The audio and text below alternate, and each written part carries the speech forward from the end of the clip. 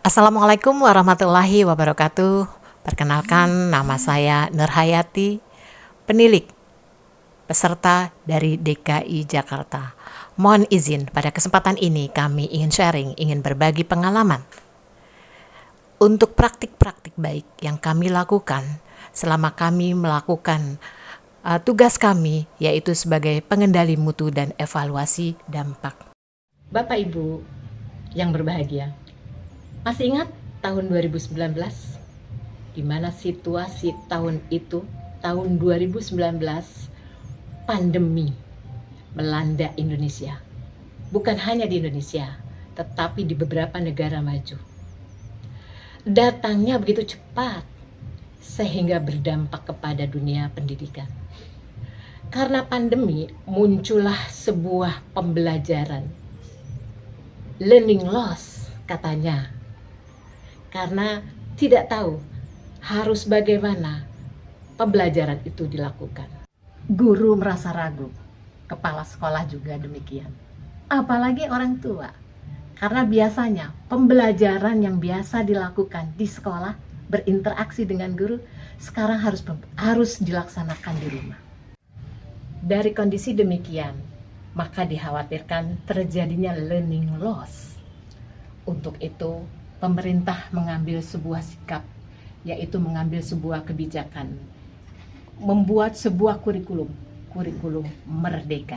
Melihat situasi dan kondisi saat itu, dan juga mendengar harapan daripada pemerintah, maka kami sebagai penilik binaan di Kecamatan Durensawit, Jakarta Timur, mencoba untuk melakukan asesmen awal yang mengacu kepada 8 standar pendidikan. Namun dalam kesempatan ini kami fokus kepada standar proses, yaitu mengenai aspek pembelajaran.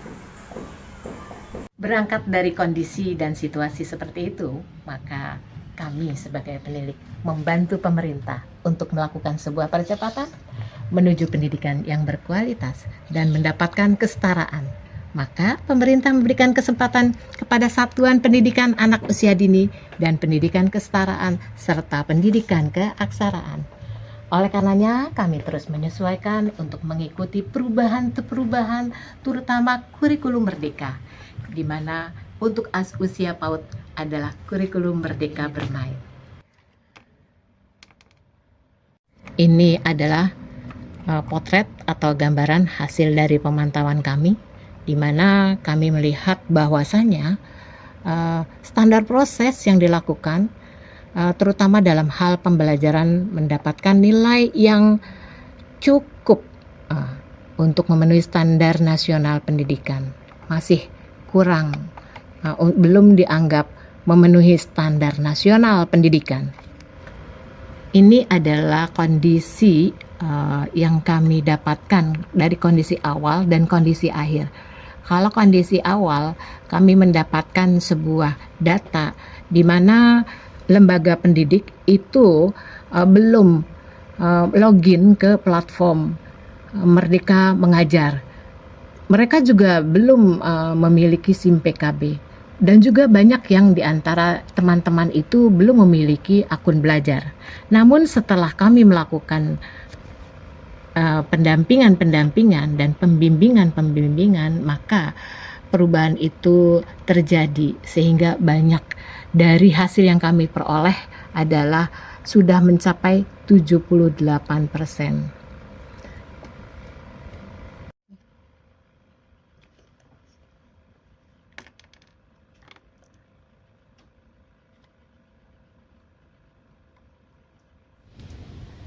Kami menyadari bahwa di dalam melaksanakan tugas tentunya banyak kendala atau permasalahan atau tantangan. Nah, tantangan-tantangan yang kami hadapi itu bisa kami dapat sampaikan. Pertama adalah minimnya sumber daya pendidik dan tenaga kependidikan dalam memanfaatkan platform Merdeka Belajar. Kemudian yang kedua, banyaknya pendidik dan tenaga kependidikan yang belum memiliki SIM PKB. Kemudian tantangan yang lainnya adalah bahwa kondisi dan situasi saat pasca COVID masih belum stabil dalam pembelajaran, sehingga semua pihak mendukung program itu diperlukan sebuah keterampilan yang lebih, termasuk keterampilan menggunakan aplikasi-aplikasi yang digunakan untuk pembelajaran daring. Dan satu lagi yang penting adalah pendidik dan tenaga kependidikan belum memahami konsep pembelajaran diferensiasi. Strategi yang dilakukan oleh penilik, bahwasanya penilik itu adalah sebagai konselor. Konselor itu adalah sebagai tempat untuk bertanya, untuk konsultasi dalam hal pembelajaran, untuk mengembangkan pembelajaran, untuk mengembangkan sekolah, sehingga pembelajaran itu bertujuan, tercapai tujuannya untuk mencapai pembelajaran yang berpusat kepada siswa. Upaya-upaya yang kami lakukan dengan strategi-strategi di mana kami melakukan sebuah pemberdayaan, pembinaan kepada pendidik dan tenaga kependidikan itu membuahkan hasil yang baik. Praktik-praktik baik yang kami lakukan bersama kepala sekolah dan para pendidik PAUD dan PKBM, tentunya itu adalah sebuah solusi sehingga hasilnya pun sangat menggembirakan. Dan pada akhirnya para guru dan pendidik tidak lagi menunggu, tidak lagi harus menanti pelatihan-pelatihan yang diberikan oleh lembaga-lembaga tertentu.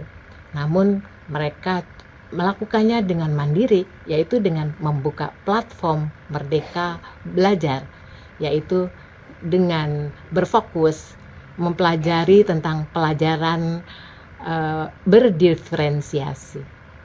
Strategi lain adalah dengan strategi berkolaborasi, di mana semua stakeholder, pemangku kebijakan, pendidik, tenaga kependidikan, warga sekolah, termasuk juga orang tua, saling berkolaborasi untuk mengembangkan sekolah itu sendiri. Sehingga apa yang diharapkan menjadi kurikulum Indonesia Merdeka dan pembelajaran berdiferensiasi itu dapat tercapai. Penilik sebagai pengendali mutu, tentunya paradigma yang baru adalah bahwa penilik adalah sebagai pemberdaya dan evaluasi dampak.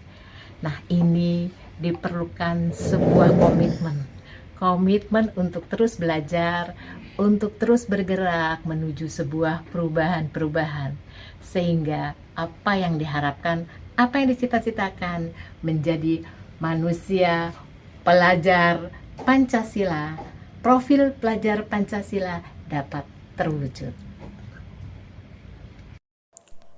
Sebagai refleksi bersama, saya mengajak untuk diri sendiri, juga sahabat-sahabat semua, bahwa penilik sebagai pengendali mutu dan evaluasi dampak diharapkan mampu menyesuaikan perubahan-perubahan yang dibutuhkan adalah komitmen untuk mewujudkan profil pelajar Pancasila. Sekian, terima kasih. Wassalamualaikum warahmatullahi wabarakatuh.